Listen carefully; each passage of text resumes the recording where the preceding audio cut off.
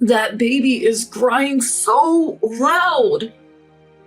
I heard the unmistakable sound of a lock clicking. My husband had locked me in the storage shed with our 3-month-old daughter. Outside, snow was falling, and the cold was biting. Please open the door! I banged on the door and shouted, but there was no response. Soon, I heard the sound of a car starting from the driveway next to the shed. It seemed my husband had left. The shed, located on the north side of our yard, never got any sunlight and had no heating. It was freezing. How could he lock up his own daughter, just 3 months old, in such a place and leave? I felt his cruelty and was terrified. After waiting for a while, my daughter, who had been sick with a cold since yesterday, began to shiver. Her cries grew weaker. I have to save her, no matter what. In my desperation, I searched for a way out. My name is Lisa. I'm a 32-year-old housewife. I met my husband Dennis at work, and we've been married for 3 years. When the younger and handsome Dennis asked me out, I felt like I was dreaming. I lost my parents in a car accident when I was 5 and was raised by my grandparents. They passed away just as I started working, leaving me all alone. Dennis had also lost his parents to illness. Maybe our similar backgrounds brought us closer. We began our life together in the house Dennis inherited from his family. It took a while, but last year I finally got pregnant, and now we have a 3-month-old daughter named Ellie. Our marriage and Ellie's birth should have been the happiest moments of our lives. But I had no idea that this was just the beginning of a nightmare.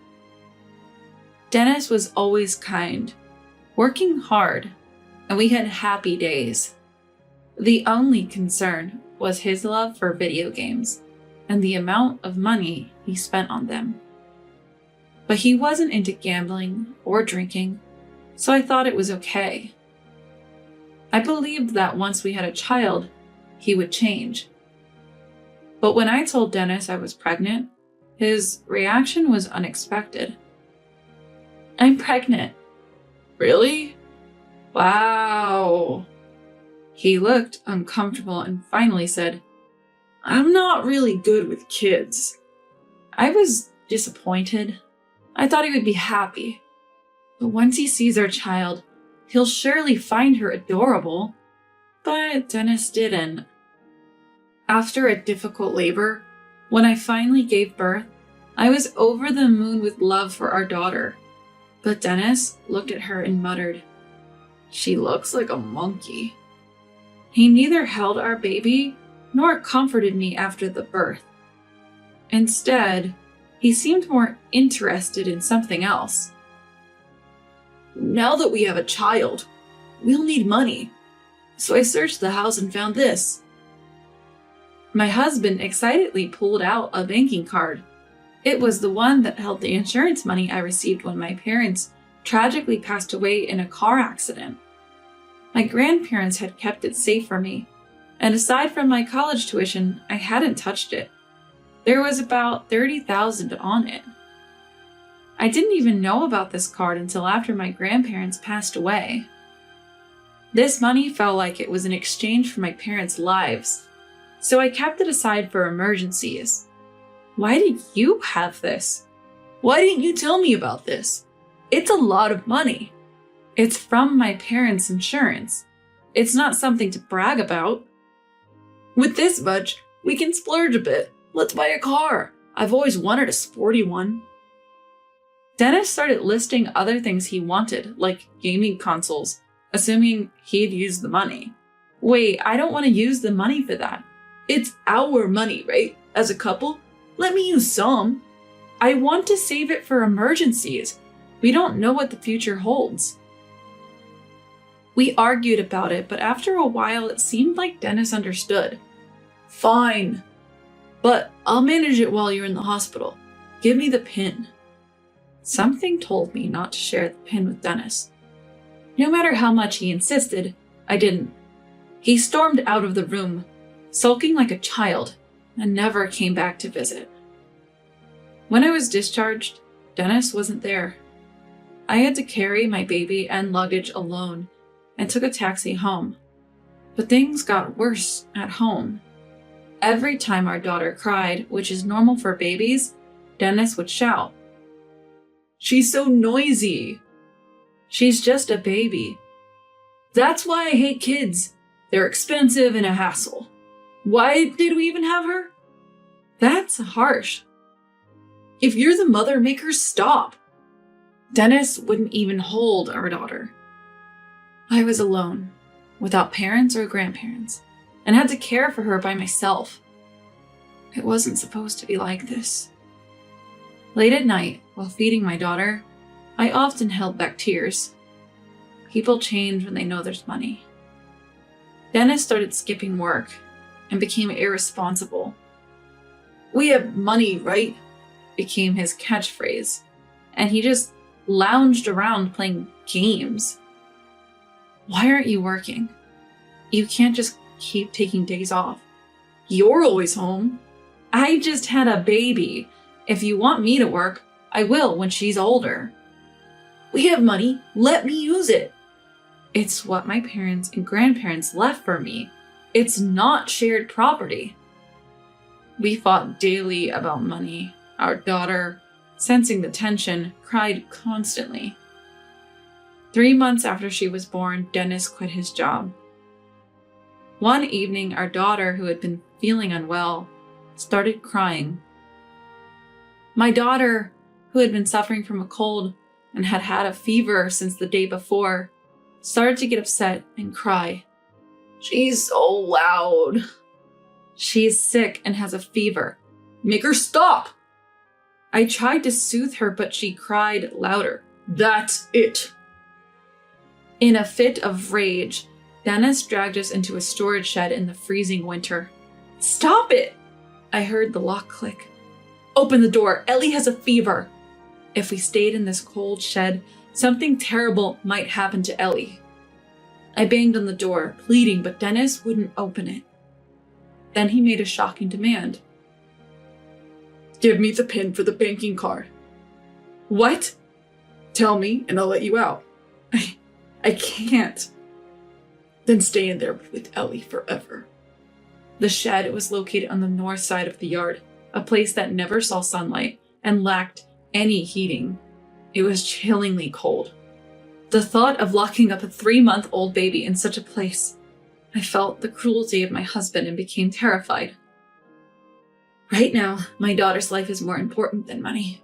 Reluctantly, I decided to comply with my husband's demand to get out of the shed. "Okay, I'll tell you the PIN, just open this." "Tell me the PIN first, then I'll open it." I was hesitant, but I decided to trust him. However, as soon as I told him the PIN, I heard him laughing, followed by the sound of a car driving away. Dennis had left. I've been tricked. I felt weak at the knees and crouched down, holding my daughter. Still, a tiny hope remained that he might change his mind and come back. To make matters worse, my daughter, who had been sick and feverish since the day before, began to shiver. I was only wearing a thin outfit, and even wrapping my daughter in a blanket didn't warm us up. The cold was biting, and my teeth started chattering. Despite my efforts to keep warm, the cold only intensified. Ellie's cries grew fainter, and her face turned pale. I can't wait any longer. I need to do something. Looking around, I spotted something. There! In the corner of the shed was an old, tarnished baseball bat. I used it to hit the shed door repeatedly. A small gap appeared, but it wasn't enough to unlock the door. Snow started to seep in through the gap. "Help! Someone, please!" I kept shouting through the gap. "Are you okay? What happened?" After a while, Mrs. Rothery from next door noticed and brought a crowbar from her house. She managed to pry open the door. Mr. Rothery, seeing my shivering daughter, immediately drove us to the hospital.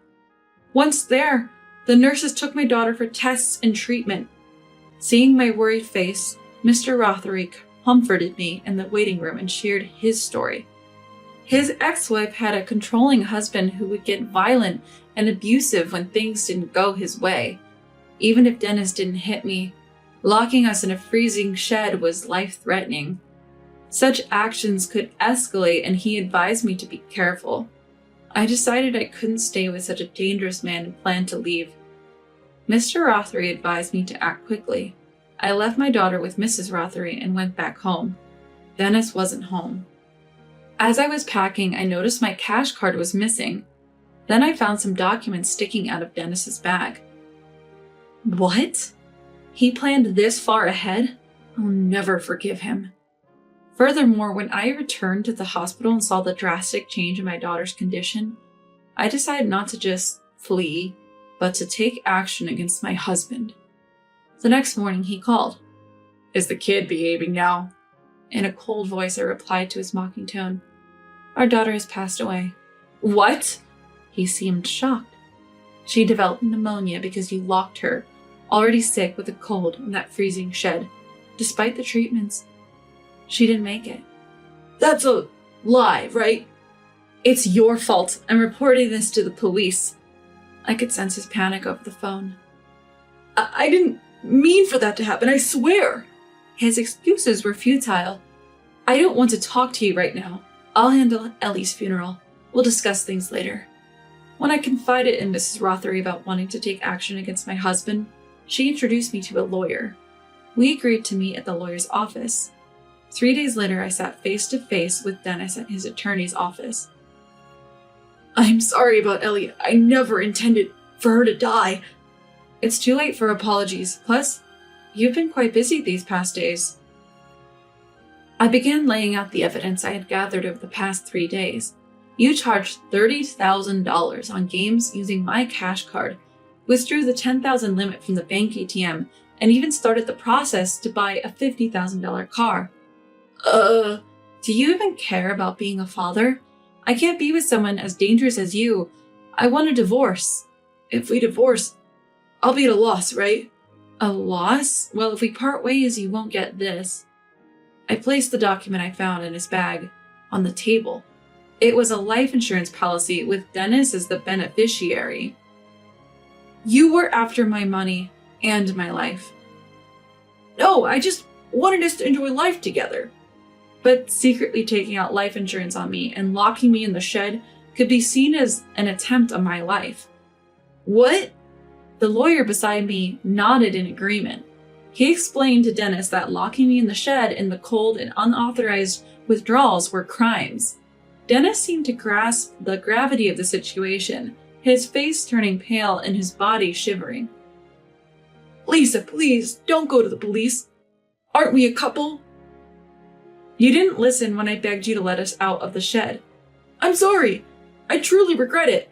"I want a divorce.